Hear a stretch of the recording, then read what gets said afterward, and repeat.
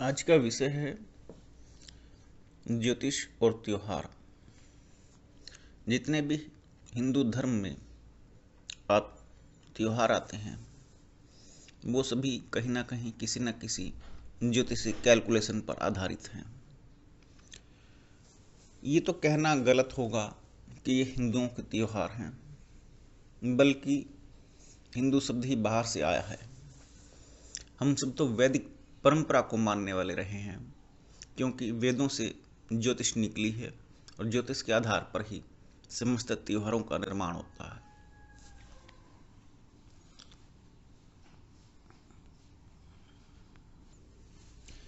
जैसे जो कैलकुलेशन की जाती है त्योहारों की, तो उससे सबसे पहले वर्ष की कैलकुलेशन की जाती, साल की कैलकुलेशन की जाती है कि साल कहाँ से शुरू हो रहा है।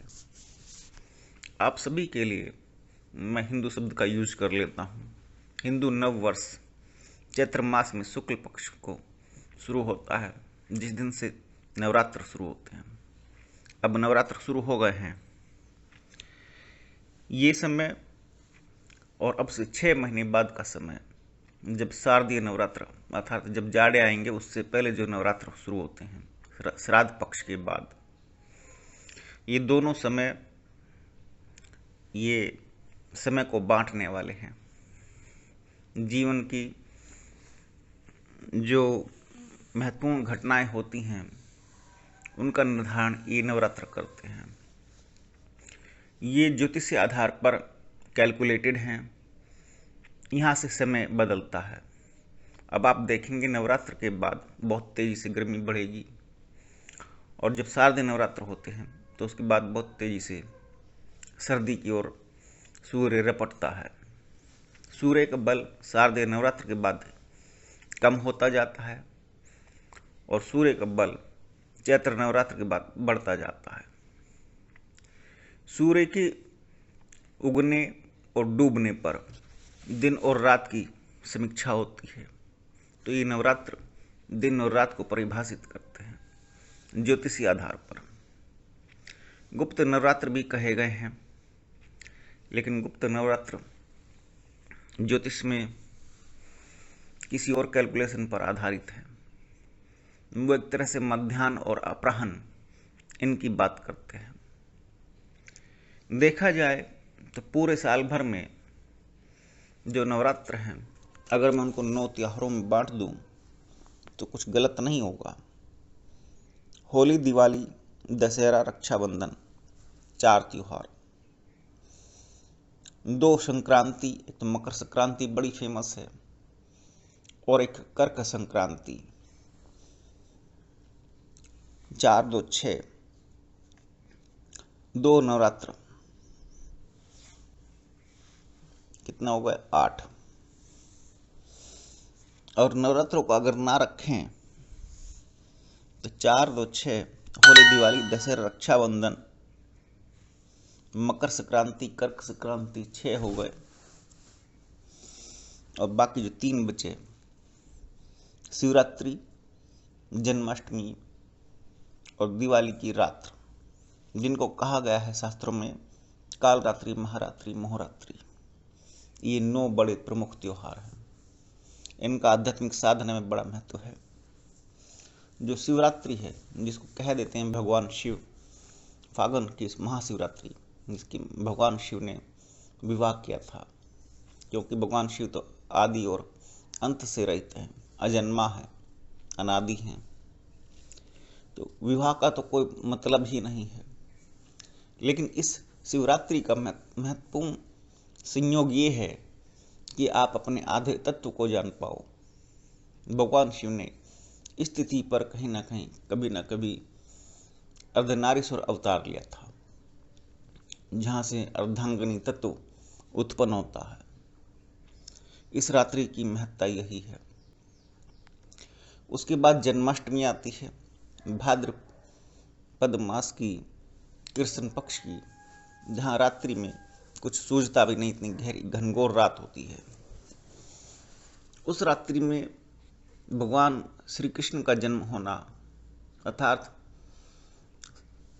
यही पंक्ति को प्रदर्शित करता है, अस्तो माँ सद्गमय तमसो माँ ज्योतिर्गमय, कि अंधकार में भी प्रकाश उत्पन्न हो सकता है, अंधकार में भी प्रकाश उत्पन्न होता है।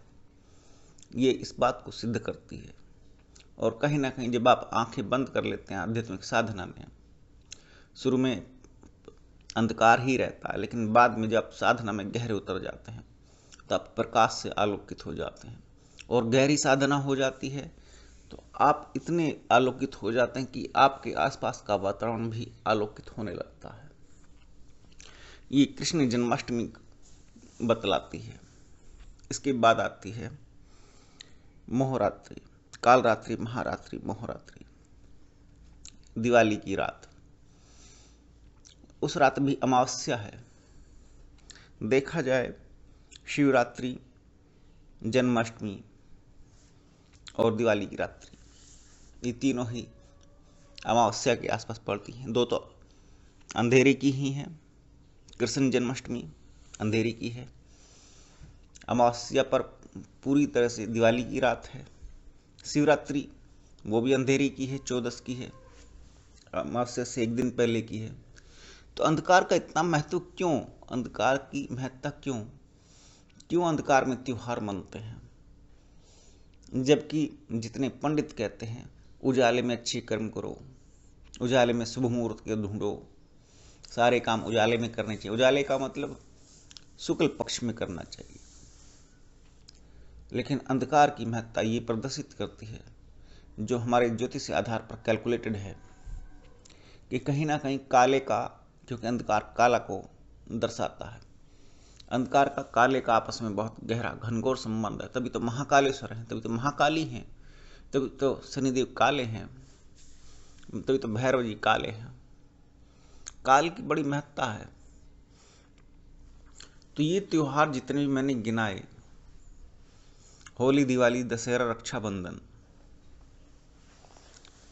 ये सब कहीं ना कहीं ज्योतिष के आधार पर हैं। अगर आप इनकी गहराई में जाएंगे, शास्त्रों में ढूंढेंगे, तो आपको एक एक सूत्र पहुंचता हुआ मैथमेटिकल दिखाई देगा। और ये मैथमेटिकल होना ही वेद की परिभाषा को परिभाषित करता है। और ये अगर आप इसको फॉलो करते हैं, अर्थात त्योहारों को फॉलो करते हैं, सही तरीके से मैथमेटिकल अप्लाई करते हैं कि उसमें क्या क्या विधि विधान होने चाहिए और उनको कैसे पालन पोषण करना चाहिए, कैसे अपनाना चाहिए और कैसे करना चाहिए, तो निश्चित रूप से आपको अपने जीवन में लाभ मिलेगा। जैसे कि दिवाली के लिए कहा गया है लक्ष्मी का त्यौहार, जबकि अंधेरे में मनाई जाती है। धनतेरस अंधेरे की है, कृष्ण पक्ष की त्रयोदशी होती है, धनतेरस कही गई है, धनदायक कही गई है।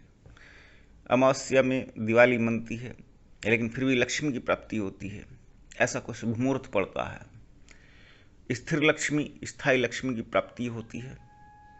आपको मैथमेटिकल अप्लाई करना चाहिए, अर्थात विधि विधान से पूरे तरीके से इन चीज़ों को करना चाहिए।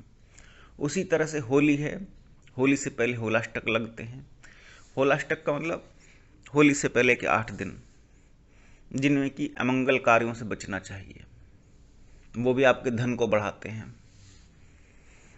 जो दशहरा है, जिसको विजयोत्सव कह दिया गया, जबकि विजयोत्सव से कहीं और परे है, वो आध्यात्मिक साधना का पक्षधर है, जिसमें कि जब आप 9 दिन की साधना करते हैं और 10वें दिन तो आपको कुछ फलित होता है।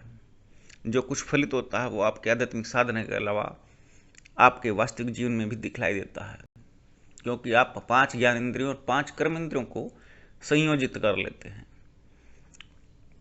इसी तरह से रक्षाबंधन है, जिसमें रक्षा सूत्र बनाए जाते थे, आज बांधे जाते हैं, जबकि रक्षाबंधन त्यौहार वेदों का त्यौहार नहीं है, ये बाद में त्यौहार मनाया जाने लगा।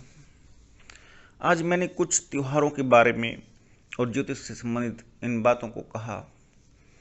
इन बातों को गंभीरता से लेना चाहिए। हमें अपने त्योहारों में उनकी वैज्ञानिक व्याख्या को देखते हुए और पूरे पारंपरिक तरीके से वैदिक विधान से मनाना चाहिए, जिससे कि आप अपने जीवन में लाभ को प्राप्त कर सकें। किसी भी कार्य का परिणाम यही बतलाता है कि आपने कितना लाभ अर्जित किया या नहीं। यदि आप पढ़ते हैं तो कुछ विद्वान बनते हैं, यदि आप कुछ परिश्रम धन कमाने के लिए करते हैं तो कुछ धनी बनते हैं। तो किसी भी कार्य का परिणाम आपस में अपने आप में एक विज्ञान प्रदर्शित करता है, क्योंकि कार्य और कारण अपने आप में संबंध स्थापित करते हैं। इसलिए आप सबसे रिक्वेस्ट है कि अपने त्योहारों को महत्ता प्रदान कीजिए।